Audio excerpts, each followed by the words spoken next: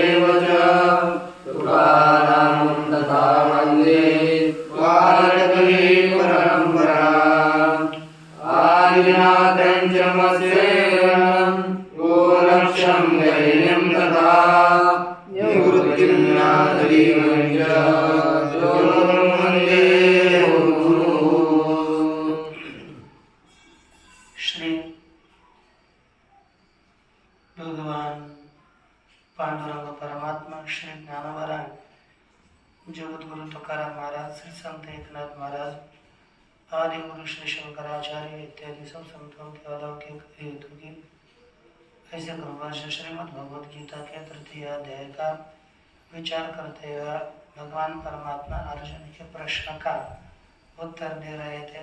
अथ केन प्रयुक्तो पापम चरति पुरुषः अनिच्छन्नपि वार्ष्णेय बलादेव नियोजितः।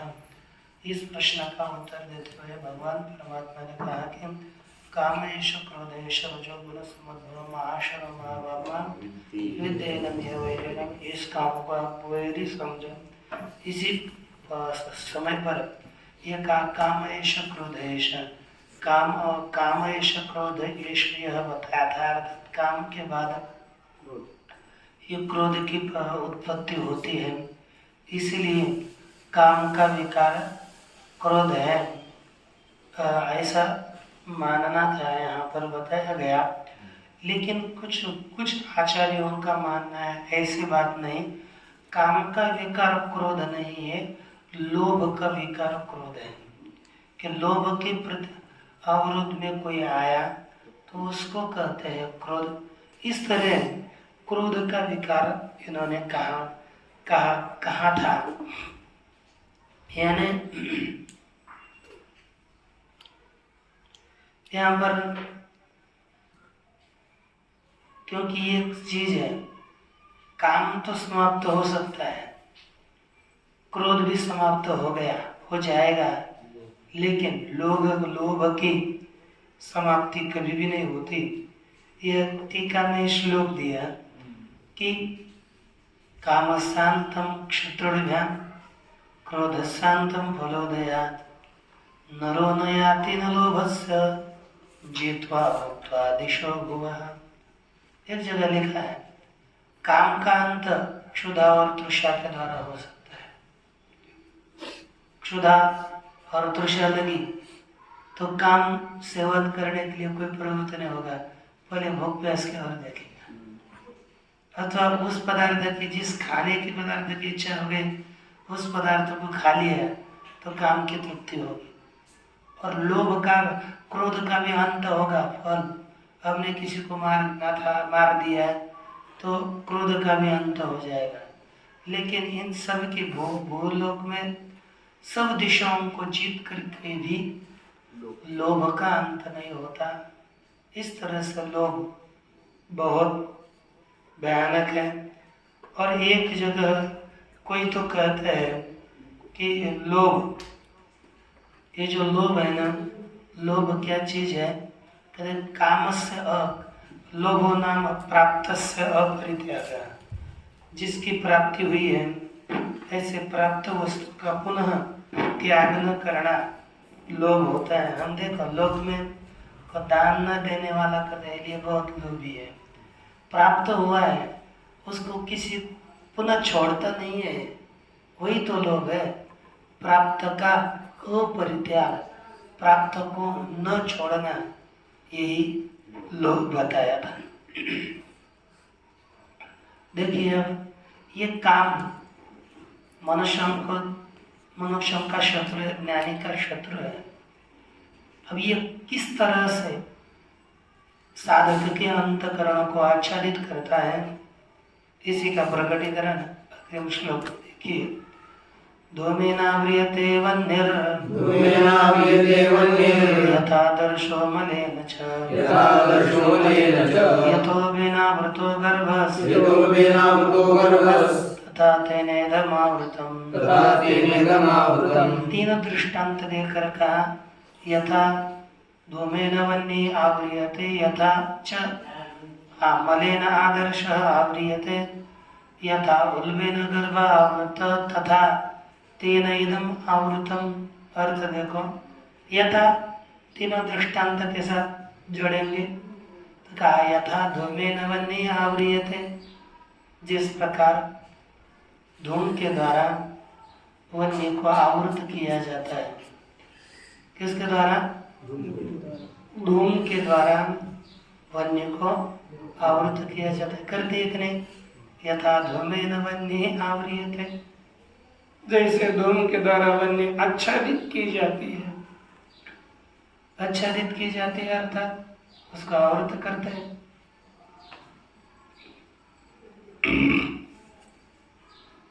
एक दृष्टांत, जैसे मल के द्वारा आरसा दर्पण आच्छादित किया जाता है, धूल होती है, धूल मल, उसके द्वारा आरसा आच्छादित होता है। अथवा जैसे उल्बेन गर्भ आवृत, आपने कभी शेड़ी गाय गाती हुई देखी होगी, है ना, आजा बकरी, तो उसमें जार के अंदर बच्चा आच्छादित होता है। वैसे ही उल्ब माने जार, जार, उस जार के द्वारा गर्भ आच्छादित होता है। उसी तरह तेन कामेन इदम ज्ञानम आवृतम, काम के द्वारा यह ज्ञान आवृत हुआ है, ऐसे समझ लो। अब काम के द्वारा यही ज्ञान आवृत है। ये इसका अंतकरण, ज्ञानी का अंतकरण ज्ञान यह आवृत है। अब जैसे दृष्टांत पूर्वक बता रहे हैं कैसे आच्छादित किया है। पहला दृष्टांत देखो, काम तो प्रत्येक आदमी के अंतकरण में रहता ही है, सब निश्चित रीति से रहता है। वो बच्चा हो, युवा हो अथवा बूढ़ा हो, जब तक अंतकरण का बाध नहीं होता तब तक साधक के भी अंतकरण में काम रहता है। लेकिन वह किस तरह का हो सकता है, हमको उसे जीतना चाहिए। काम के लिए तीन दृष्टांत दिए मधुसूदन सरस्वती महाराज जी ने, सभी प्रकार के लिए दृष्टांत दिए। एक, काम सूक्ष्म होता है, कई जगह पर काम स्थूल होता है, कई जगह पर काम स्थूलतर होता है और कई जगह पर काम स्थूलतम होता है, सूक्ष्म। जब हम उत्पन्न नहीं हुए, अलब्ध वृत्ति का शरीर जब आरंभ नहीं हुआ, शरीर उत्पन्न नहीं हुआ, उससे पूर्व का जो काम है, काम तो है लेकिन सूक्ष्म है। शरीर का आरंभ होने से पूर्व काम सूक्ष्म होता है, शरीर का आरंभ होने के पश्चात काम है लेकिन स्थूल हो गया। बच्चा जन्म को आता है, वो स्थूल काम है। उस समय काम उतना आच्छादित नहीं करता, क्योंकि जैसे वन्य के द्वारा, धूम के द्वारा वन्य आच्छादित किए जाते हैं, वहां पर वन्य भी दिखती है ना, वन्य का कार्य भी दिखता है। लेकिन इधर वन्य आवरीय धूम के द्वारा अग्नि आच्छादित की जाती है। ये पहला दृष्टांत है। उत्पन्न होने के लिए तो पहले तो दृष्टांत दिया नहीं, सूक्ष्म है। स्थूल काम के लिए पूरे दृष्टांत दिए हुए हैं।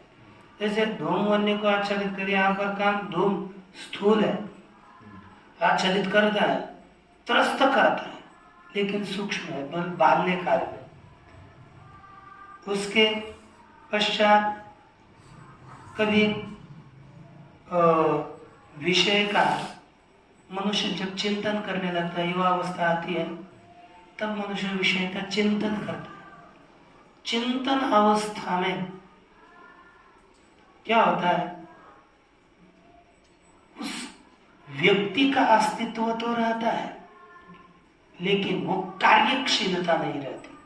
अग्नि कार्य भी कर सकती है धूम की अवस्था में और दिखती भी है, लेकिन जब काम जब स्थूलतर होता है, कामना बढ़ती है, तो व्यक्ति का अस्तित्व दिखता है लेकिन व्यक्ति में कार्य क्षमता खुंट जाती है, बस उस काम का चिंतन करता है।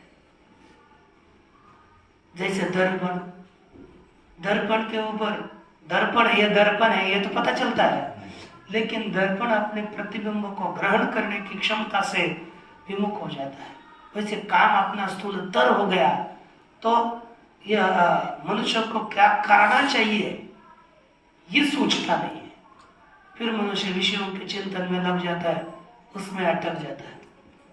और तीसरी स्थिति है जार की। तीसरा दृष्टांत जार का दिया। जैसे जार होता है ना, उस व्यक्ति को इतना ढक देता है, वो कार्य क्षमता से भी रहित होता है और उसका दर्शन भी नहीं होता, कोई नहीं रहता, वो दिखता भी नहीं है, उस आदमी का पता भी नहीं चलता, वो कुछ भी, फिर तो वो बुद्धि के हीन ही हो जाता है। वैसे ये जैसे जार के द्वारा आच्छादित किया हुआ बच्चा, वो गर्भ, उसे वह काम स्थूलतम काम है और उसके द्वारा इतना मनुष्य का अंतकरण ज्ञान इतना आच्छादित होता है, अरे फिर तो वो दिखता भी नहीं यार, वो मनुष्य भी, उस मनुष्य ये क्या है इतना समझ में नहीं आता, पागल बन जाता है मनुष्य, फिर नष्ट ही हो जाता है। तीन दृष्टांत दिए, देखिए भाष्य। कथम वैरी के दृष्टांत ही प्रत्यायते, यह काम किस तरह का वैरी है, तीन तरह का वैरी है ये बताना है, इसलिए दृष्टांत के द्वारा बोधित करते हैं। धूमेन सहजेन, अग्नि के साथ, उसके साथ साथ, सहज माने स्वाभाविक नया, सहज आकार, सहज आयते थी सहज, उस अग्नि के साथ उत्पन्न होने वाले धूर के द्वारा वन्य आवरीयते। कौन? प्रकाशात्मक। वन्य प्रकाशात्मक है, वह अप्रकाशात्मकेन सहजेन धूमेन आवरीयते। अप्रकाश रूप सहज उसके साथ साथ उत्पन्न होने वाले किसके द्वारा? धूम के द्वारा। कौन आच्छादित किया जाता है? वन्य आच्छादित किया जाता है। ठीक है ना? आगे देखो।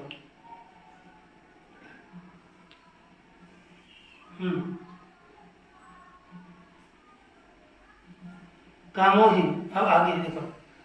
यथावा आदर्श मलेन च, अथवा जैसे आरसा मल के द्वारा आच्छादित किया जाता है। उल्बेन च गर्भवेष्टन, अथवा उल्बेन माने गर्भ का वेष्टन, उसको जार कहते हैं। उल्ब के द्वारा गर्भवेष्टन के द्वारा गर्भ आच्छादित किया जाता है। तथा उसी प्रकार तेन इदम आवृतम, उसी काम के द्वारा यह ज्ञान आवृत किया हुआ है। अब ये ज्ञानी का वैरी है और कैसा है उसके विशेषण देकर बोलते हैं आवृतम ज्ञानमेतेन ज्ञानिनो नित्यवैरिणा कामरूपेण कौन्तेय दुष्पुरेणानलेन च। एतेन ज्ञानिनः नित्यवैरिणा, हे कौन्तेय, एतेन ज्ञानिनः नित्यवैरिणा कामरूपेण दुष्पुरेण अनलेन ज्ञानम आवृतम। अब देखो कि हे कौन्तेय, ज्ञानिनः नित्यवैरिणा, ज्ञानी के नित्य वैरी, पुनः दुष्पुरेण अनलेन, कामरूपेण दुष्पुरेण अनलेन। कैसा अग्नि है? कामरूपी दुष्पुर पूर्ण करने। ज्ञानिनो नित्यवैरिणा कामरूपेण कौन्तेय दुष्पुरेण अनलेन च। इस श्लोक का विचार कर रहे थे। इस श्लोक का अन्वय बताया था। हे कौन्तेय, ज्ञानिनः नित्यवैरिणा दुष्पुरेण कामरूपेण अनलेन ज्ञानम आवृतम। कहा कि कामरूपेण एतेन अनलेन ज्ञानम आवृतम। हे कौन्तेय, हे कुंती अर्जुन, कुंती पुत्र अर्जुन, ज्ञानिनः नित्य वैरिणा, ज्ञानियों के नित्य वैरी इस पूर्ण करने के लिए कठिन ऐसे अनल रूपी है ना, अनल काम रूपे न अनल है ना, काम रूपी अग्नि के द्वारा। कौन सी अग्नि है? काम रूपी अग्नि। ज्ञानी का जो नित्य वैरी है पूर्ण करने के लिए कठिन है, जिसकी पूर्ति कभी नहीं हो सकती। ऐसे दुष्पुर काम रूपेण अनलेन, काम रूपी अग्नि के द्वारा ज्ञानम आवृतम, ज्ञान आवृत है, आच्छादित है। समझ में आ गया इसका? यह सभी अनल ये अग्नि के विषय समझो। ज्ञानी का नित्य वैरी पूर्ण करने के लिए कठिन काम रूपी अग्नि के द्वारा ज्ञान आवृत है। अब इसका भाष्य भी देखना पड़ेगा। किम पुनस्तद इदम शब्दवाच्यम यत् कामेन आवृतम इति उच्यते। किम पुनस्तद इदम शब्दवाच्यम, तद पुनः इदम शब्दवाच्यम किम यत् कामेन आवृतम। वह इदम शब्दवाच्य क्या है जो काम के द्वारा आच्छादित है? प्रश्न होगा। आपने कहा यह काम, पिछले में तो उल्लेख नहीं किया, बस इतना ही बताया तेन इदम आवृतम, उसके द्वारा यह आच्छादित है। कौन आच्छादित है यह नहीं बता। उसका प्रश्न आगे के श्लोक की भूमिका बन गई कि वह इदम शब्दवाच्य कौन है जो काम के द्वारा आच्छादित किया गया है। यह शंका होने पर उसका उत्तर प्रस्तुत श्लोक में देते हैं। देखिए क्या लिखा, आवृतम एतेन ज्ञानम आवृतम, इस काम के द्वारा, काम रूपी अग्नि के द्वारा ज्ञान आच्छादित है। इसलिए इस वो कैसा है, ज्ञानी न नित्य वैरिणा, ज्ञानियों के नित्य वैरी, ये कभी कभी का वैरी नहीं, नित्य वैरी, ज्ञानियों के नित्य वैरी ऐसे काम के द्वारा यह ज्ञान आच्छादित है। ज्ञानी ही जानाति अनेन अहम अनर्थे प्रयुक्त इति। पूर्व में ज्ञानी ही जानाति, ज्ञानी पुरुष जानता है कि अनेन अहम अनर्थे प्रयुक्त इति, इस काम के द्वारा मैं अनर्थ में प्रयुक्त हूँ, अनर्थ में लगाया हुआ हूँ, ऐसा ही पहले ही जानता है ज्ञानी। दुखी च भवति नित्यमेव, और नित्य ज्ञानी दुखी रहता है, क्योंकि यह काम मनुष्यों को दुख में डालता है, संकट में डालता है। इसलिए ज्ञानी ज्ञानी जानता है कि इसके द्वारा मैं अनर्थ में डाला हुआ, और जो जानेगा वही दुखी होगा। जो काम में पड़ा है, विषयों के सेवन में लगा है, लेकिन उसको पता ही नहीं मैं अनर्थ में डाला हूं कि न डाला हूं, वह दुखी नहीं होगा। यह ज्ञानी तो अवश्य ही दुखी होता है, समझता है ना, समझने वाला ही उससे निकलने के लिए जानेगा, दुखी होगा, बाहर निकलने के लिए प्रयास करेगा।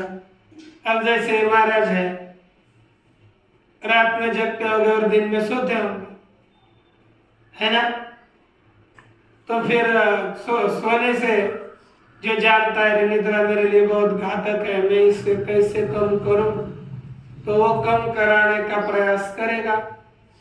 लेकिन अन्य कम करने का प्रयास नहीं करे, वो जानता ही नहीं ना, ये उसको ही सुख मानकर चलता है। और जो इसको लगता है कि नहीं इससे हमारी साधना बाधित होती है, हमारा कुछ भी नहीं हो पाता, उसे कम करने का प्रयास वो करेगा। और जिसको कोई नहीं है, अपना जीवन बर्बाद हुआ, बर्बाद है नहीं, जब तक भगवान की प्राप्ति नहीं होती तब तक तो बर्बाद ही है। बाकी संसार का कुछ भी हम प्राप्त करेंगे वो लाभदायी नहीं रहता। इसलिए कहते हैं अतो असौ ज्ञानी न नित्य वैरी न तो मूर्ख से, ये काम ज्ञानी का नित्य वैरी होता है, मूर्ख का नहीं। मूर्ख तो अपना मित्र मानता है, उसे काम को मित्र ही मानकर चलता है ना, उससे ही। अब ये निद्रा, ये मित्र मानकर चलते हैं, हमारे नित्य मैत्री ने ऐसा करता है निद्रा। और जो निद्रा से बचना चाहता है वो शत्रु मानता है, वैरी मानता है। इसलिए ज्ञानी का वैरी है, मूर्ख का वैरी नहीं। सही कामम तृष्णा काले मित्रमिव पश्यन् तत्कार्ये दुःखे प्राप्ते जानाति तृष्णया अहं दुःखं त्वम् आपादित इति न पूर्वम एव। सही सा अर्थात वह ज्ञानी क्या बोलता है, कामम तृष्णा काले मित्रमिव पश्यन्, काम को तृष्णा, जब तृष्णा आती है ना, उस विषयों का सेवन करने की इच्छा होती है, उस काल में काम को मित्र की तरह देखता है। और बाद में काम सेवन के बाद तत्कार्य दुखे प्राप्त, काम का कार्य दुख उसकी प्राप्ति होने पर जानता है। तृष्णया अहं दुःखत्वम् आपादितः, तृष्णा के द्वारा मैं दुख को प्राप्त कराया गया हूँ। न पूर्वमेव, मैं पहले दुख से पहले नहीं जानता, बाद में जानता है कि अरे तृष्णा के द्वारा मुझे दुख मिला। ये कब जानता है? कामना के द्वारा उस विषय का सेवन करने के बाद में दुख होता है, पहले नहीं होता। पहले मित्र समझता है, बाद में दुख। वैरी अतो ज्ञानी ना, ये जो सामान्य ये मूर्ख होता है, ये मूर्ख का लगा। मूर्ख के पहले मित्र समझता है, बाद में शत्रु। किसी को भी दुख होता है विषय के सेवन के बाद, ज्ञानी हो अज्ञानी हो, उसको बाद में दुख होता है, पहले नहीं। लेकिन पहले समझ में नहीं आता। लेकिन ज्ञानी तो उससे पहले ही समझ लेता है, पूर्व में वो पहले से। स का अर्थ लेना है मूर्खा, स मूर्ख ही कामम तृष्णा काले मित्रमेव पश्यन्, पहले कामना को मित्र की तरह देखता हुआ बाद में तृष्णा के द्वारा दुख का प्राप्त करने के बाद वह समझ लेता है ये मेरा शत्रु है। परंतु ज्ञानी तो नित्य शत्रु समझता है। किम रूपेण कहते काम रूपेण, ये काम रूपी अनल अग्नि के द्वारा यह आच्छादित है। कामार्थात काम इच्छा एवं रूपम अस्यैति। काम रूप, काम माने इच्छा, और इच्छा है स्वरूप जिसका। काम इच्छा, इच्छा एवं रूपम यस्य सा इच्छा रूप, इच्छा रूपी काम अनल अग्नि के द्वारा आच्छादित है। अब यहाँ पर क्या कहा? इच्छा का स्वरूप जो बताया पंचदशी में, इदम ने स्यात् इच्छा काम शब्दितः, यह मुझे चाहिए, यह मुझे चाहिए। इस प्रकार की इच्छा ही काम शब्द से बताई जाती है, उसे कहते हैं काम।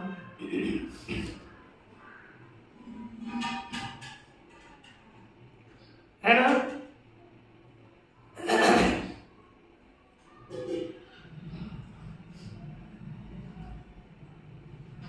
आगे अब तो ज्ञानी ने लिखा आगे, दुष्पुरेण, दुष्पुर अर्थात दुखेन पूर्णम अस्य इति दुष्पुरा। पूर्ण करने के लिए बहुत कठिन है। यहाँ पर खल प्रत्यय हो चुका है प्रोधातों को। कौन सा? खल। ये ईषद दुष्सु, खल धातु से आगे ईषद उस और सु, ईषद सुस्पृ कृच्छ्रा कृच्छ्रा रथेषु। इस सूत्र के द्वारा खल वृद्धि दुष्पुर प्राप्त करने, पूर्ण करने के लिए कठिन। ऐसे अनल है ना, दुखेन पूर्णम अस्य दुष्पुर, दुख से पूर्ण होता है जिस इसका, उसे कहते हैं दुष्पुर। तेन दुष्पुरेण, उस पूर्ण करने के लिए कठिन ऐसे अनल के द्वारा, अग्नि के द्वारा मैं आच्छादित हूं। अनल शब्द का अर्थ देखो, न अलम पर्याप्ति विद्यते, न अस्य अलम पर्याप्ति विद्यते अनल। न जिसकी पर्याप्ति नहीं होती, कभी भी तृप्ति नहीं होती। न अलम अर्थात तृप्ति, पर्याप्ति, अस्य अनल, जिसकी कभी भी तृप्ति नहीं होती। वो बोलता नहीं कि बस हो गया, ऐसा नहीं बोलता। आने दो, घी कितना ही पीता हूं, आने दो, काष्ठ डालते रहो, कभी भी तृप्ति नहीं होती। होती है क्या अग्नि की तृप्ति? होगी? महाराज बोले मैं काष्ठ उसका भोजन देता रहूंगा और तृप्त हो जाए। आप तो भोजन देने के बाद तृप्त हो जाएंगे, ज्यादा खाएंगे कितने, 10, 25, 20, 100 गुलाब जामुन खाएंगे, और क्या खाओगे?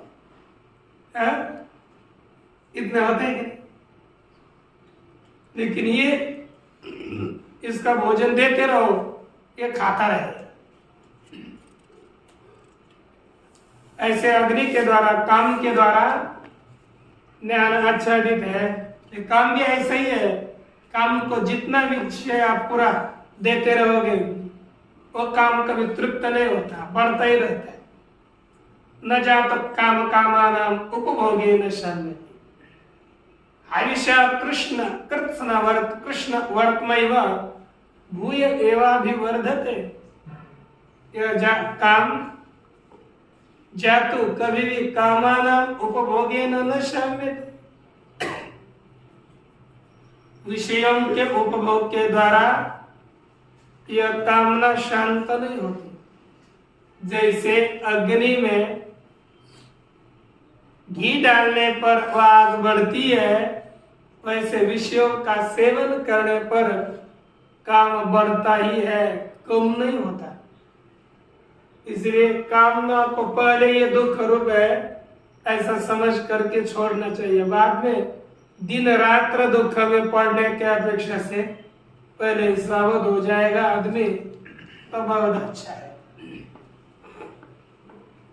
इसके पश्चात देखा गया किम अधिष्ठानम पुनः काम ज्ञान से आवरणत्वेन वैरी सर्वस्य लोकस्य की अपेक्षायां किम अधिष्ठान पुनः काम।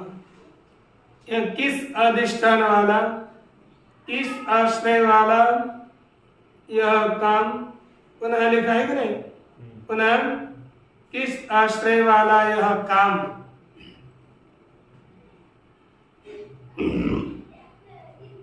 ज्ञान से आवरणत्वेन वैरी, ज्ञान के आवरण के रूप से वैरी है,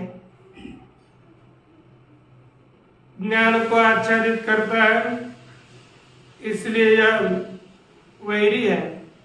यह किम अधिष्ठान, ऐसा काम किस आश्रय में रहता है, ज्ञान के आवरण रूप से वैरी बना हुआ है। सर्वस्य लोकस्य इति, सभी लोग का ज्ञान के आवरण रूप से वैरी है।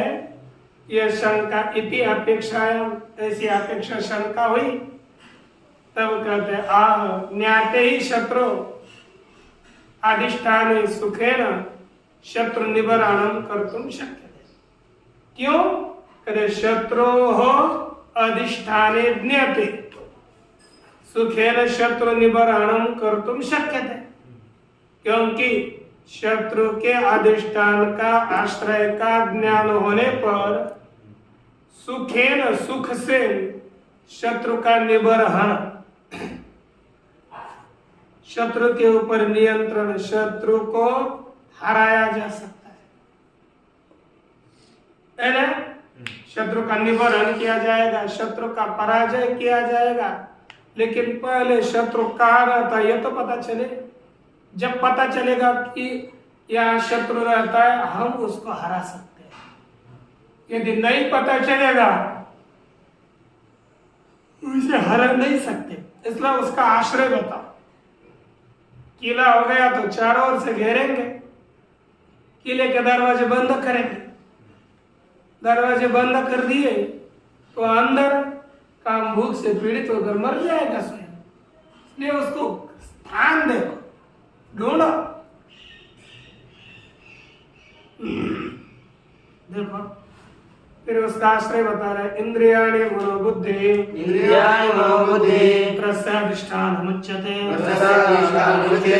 एतैर्विमोहयतेष ज्ञानमावृत्य देहिनम्। क्या लिखा? इंद्रियाणि मनोबुद्धि अस्य अधिष्ठानम् उच्यते एतैः एष एतैः ज्ञानम् आवृत्य देहिनम् मोहयति। अर्थ अस्य अस्य अर्थात कामस्य इंद्रियाणि मनोबुद्धि अधिष्ठानम् उच्यते। अन्वय हो गया।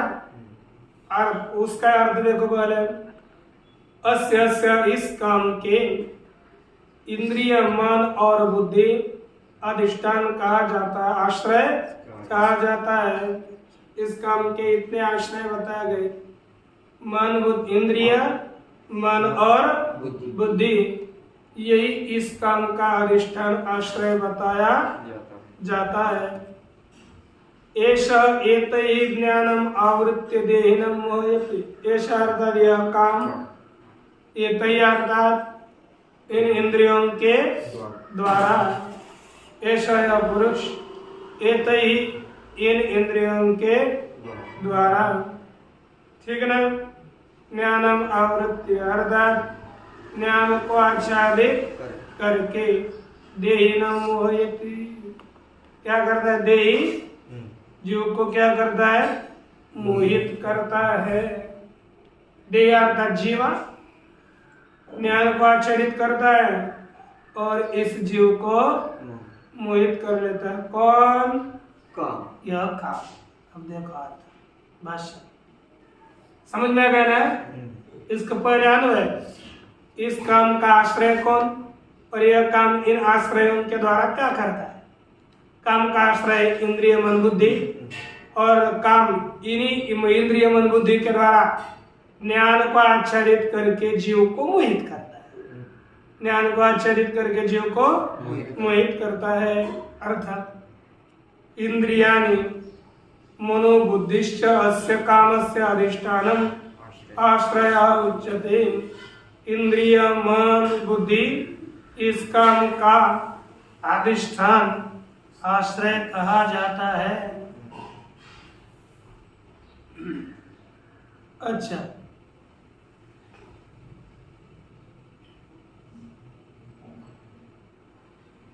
देखो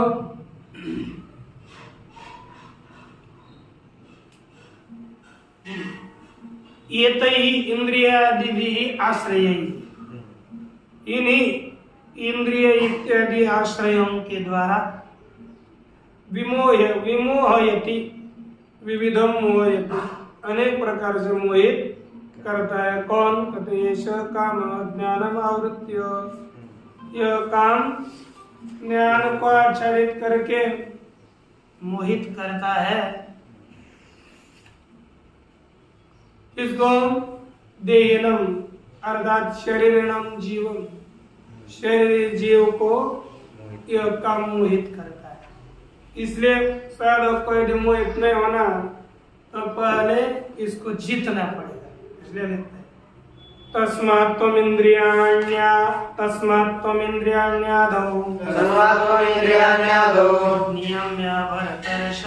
नियम्य भरतर्षभ पाप्मानं प्रजह्येनं ज्ञान विज्ञाननाशनम्। अन्वय, हे भरतर्षभ, तस्मात् त्वम् आदौ इंद्रियाणि नियम्य एनं ज्ञान विज्ञाननाशनं पाप्मानं प्रजहीहि।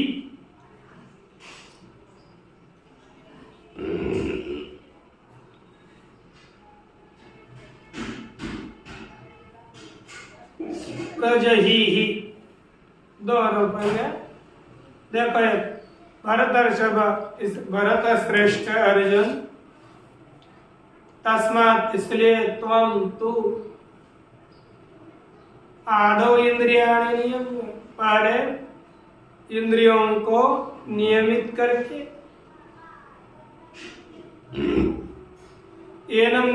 इस एनम का अर्थ क्या होगा, इस ज्ञान विज्ञान नाशन, ज्ञान अर्थात शास्त्र ज्ञान, विज्ञान अर्थात साक्षात्कार, विज्ञान शब्द का अर्थ आत्म साक्षात्कार, ज्ञान का अर्थ शास्त्र ज्ञान, विज्ञान का अर्थ आत्म साक्षात्कार। इन्हीं ज्ञान और विज्ञान का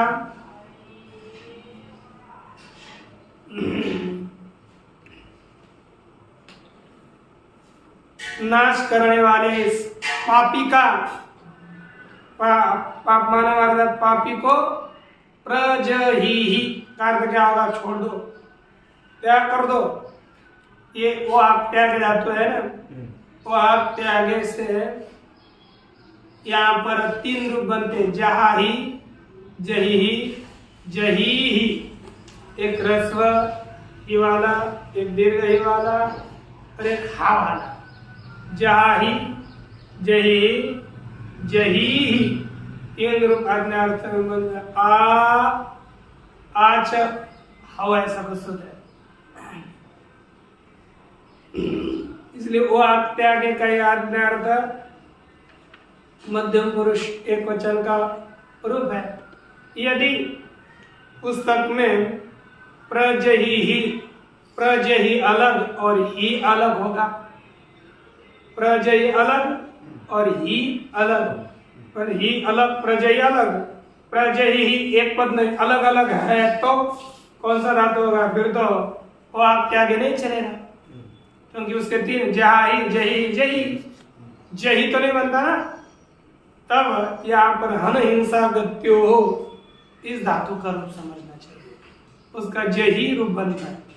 हंतु हता ग्रंतु जही, हतम हत जही, तो प्रजही उसको ठार करो, काम को छोड़ो, पहला अर्थ जही ही वाला, और जही करेंगे उसको मारो, उस काम का वध करो, यह अर्थ।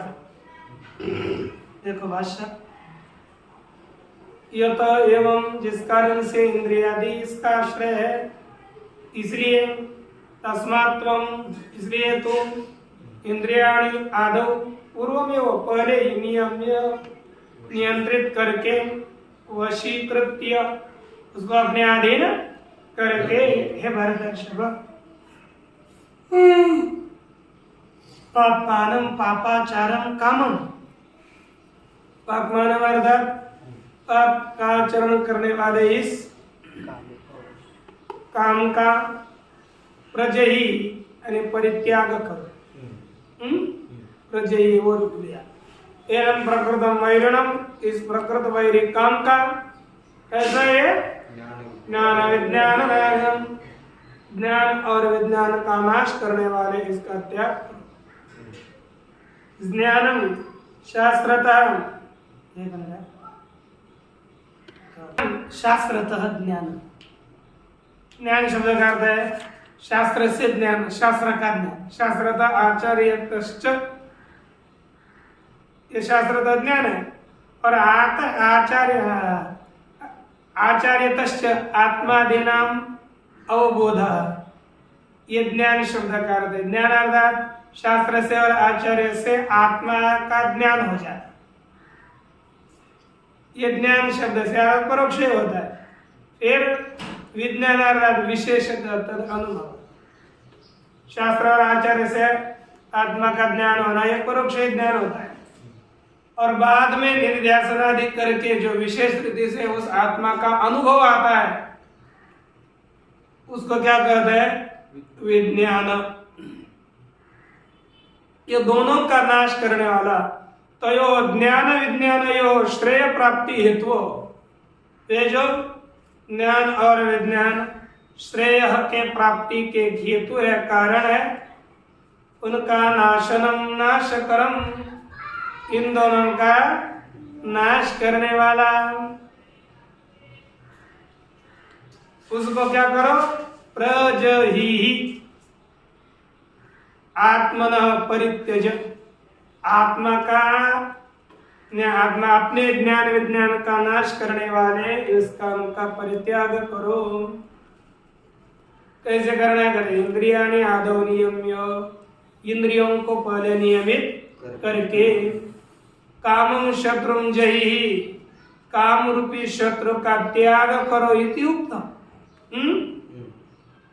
तत्र किम आश्रय काम जया, किस आश्रय वाले काम का परित्याग करना चाहिए, यह यहाँ पर आगे कहते हैं। तो देखो, इंद्रियाणि परान्याहो, इंद्रियाणि परान्याहो, इंद्रियेभ्यः परं मनः, इंद्रियेभ्यः परं मनः, मनसस्तु परा बुद्धिर्, मनसस्तु परा बुद्धिर्, यो बुद्धे परतस्तु सः, यो बुद्धे परतस्तु सः। कहते इंद्रियाणि कौन से? श्रोत्रादीनि, श्रोत्र इत्यादि इंद्रियों को, पंचदेहम स्थूलम बाह्यम परिच्छिन्नं च अपेक्षित, श्रोत्रादि इंद्रिय, श्रोत्रादि इंद्रियों की अपेक्षा से, है ना, इंद्रियाणि पराणि आहु। अब इंद्रिय पर है किसकी अपेक्षा से? विषयों की अपेक्षा से, स्थूल विषयों की अपेक्षा से जो पर इंद्रियां हैं और इंद्रियों के ऊपर कहते हैं इंद्रिय बेपरम मन, उन इंद्रियों की अपेक्षा से पर मन है। मनसस्तु परा बुद्धि, परंतु मन की अपेक्षा से भी बुद्धि पर है। यो बुद्धे परतस्तु स, जो बुद्धि से पर है वह काम है। यो बुद्धे परतः सह काम, ऐसा अन्वय करिए, जो बुद्धि से पर है वही काम है। अर्थ भाष्य पर सह आत्मा का है, सह शरीर है, आत्मा है। श्रोत्रादीनि पंच देहम स्थूलम बाह्यम परिच्छिन्नम,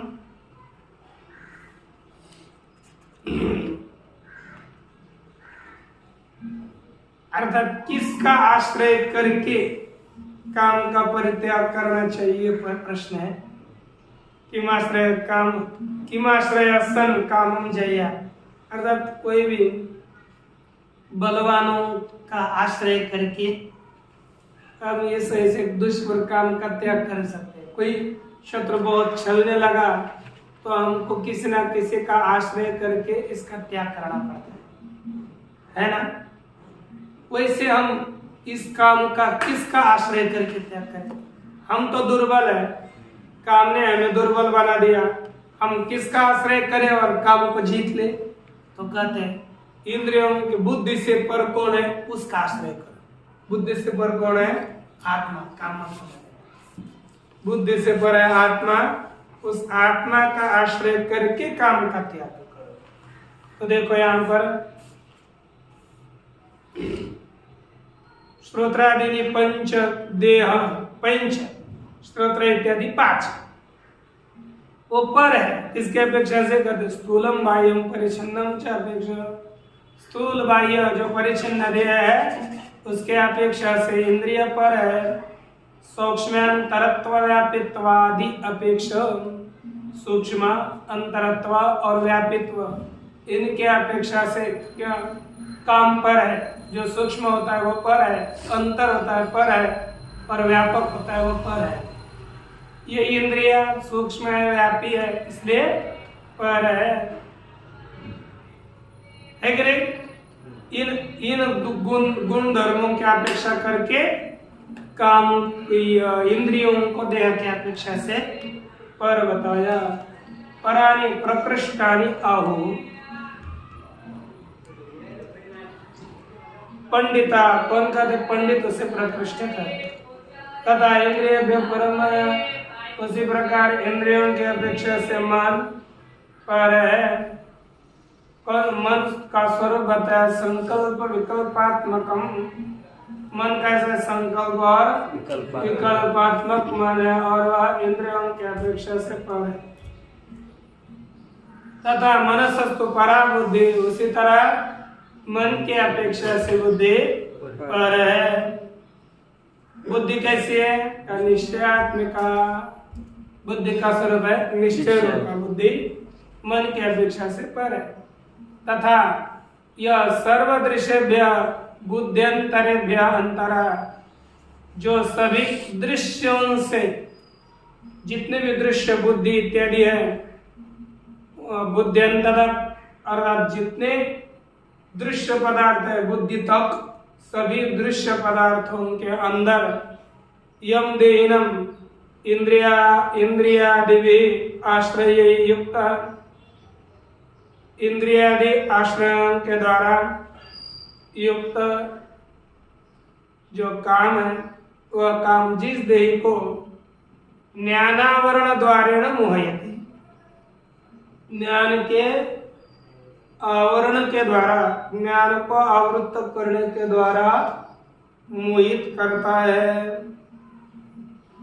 इति उत्तम मोहयति बताया।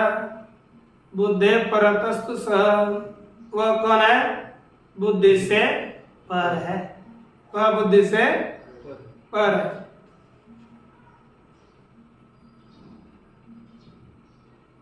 अब इस काम को आत्मा का बुद्धि से परतस्तु सह, वह बुद्धि से पर है। सबुद्धि दृष्टा पर आत्मा, वह बुद्धि का दृष्टा है और आत्मा है। अब उसका आश्रय करके हमें काम को जीतना है। यही तथा किम, उससे क्या होगा?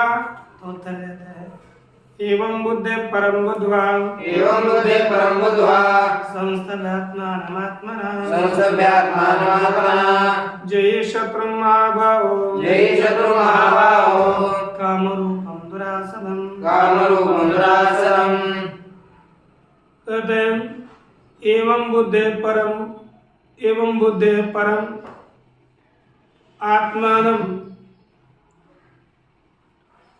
आत्मानं बुद्ध्वा, एवं बुद्धे परम बुद्ध्वा आत्मना आत्मानं संस्तभ्य कामरूपम दुरासदम शत्रुम जय। सबसे पहले महाभाव रखना पड़ेगा। हे महाभाव, एवं बुद्धे परम बुद्ध्वा, इस प्रकार बुद्धि से पर, किसको? आत्मा को जान करके, आत्मना आत्मान संस्तभ्य, आत्मना अर्थात खुद के द्वारा ही खुद को नियंत्रित करके,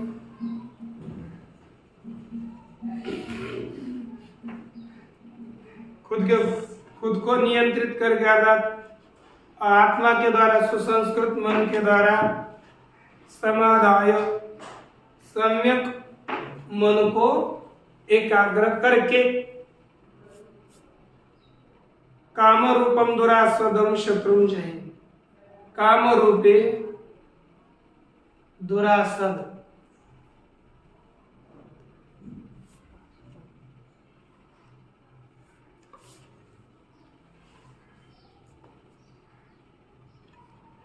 दुखेन आसद प्राप्तिर्यस्य तम दुरासदम, दुख से प्राप्ति होती है जिसकी, ऐसे दुरासद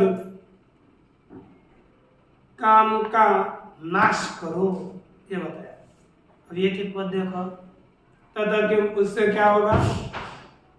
एवं इस प्रकार बुद्धि से परम आत्मानं बुद्ध्वा, पर आत्मा को जान करके, बुद्ध्वा अर्थात ज्ञात्वा, जान करके, संस्तभ्य सम्यक स्तंभनम कृत्वा, सम्यक स्तंभन, उनको उसको रोक करके, किसे? मन को ही रोक करके, आत्मानं का अर्थ है मन, सम्यक रीति से आत्मा को अर्थात मन को रोक करके, किसके द्वारा? सुसंस्कृत मन के द्वारा। सुसंस्कृत मन के द्वारा सम्यक रीति से मन को, चित्त को एकाग्र करके, जही एनम शत्रु हे महाबाहो, हे महाबाहो अर्जुन, इस शत्रु को ठार करो। कैसा है शत्रु? काम रूपम, काम रूपी शत्रु है। दुरासदम, दुखेन आसद, आसदनम प्राप्तिर्यस्य, दुख से प्राप्ति होती है जिसकी, ऐसा यह काम रूपी शत्रु है। तम दुरासदम, दुर्विज्ञेय अनेक विशेष, जानने के लिए कठिन ऐसे अनेक विशेषों वाले, अनेक विशेष धर्म वाले इस काम को ठार करो। यदि श्रीमद् परमहंस परिव्राजकाचार्य श्री गोविंद भगवत पूज्य पाद शिष्यस्य श्रीमद् शंकर भगवत कृतो श्रीमद् गीता भाष्ये कर्मयोगो नाम तृतीयोऽध्यायः। ओम पूर्णमदः पूर्णमिदं पूर्णात् पूर्णमुदच्यते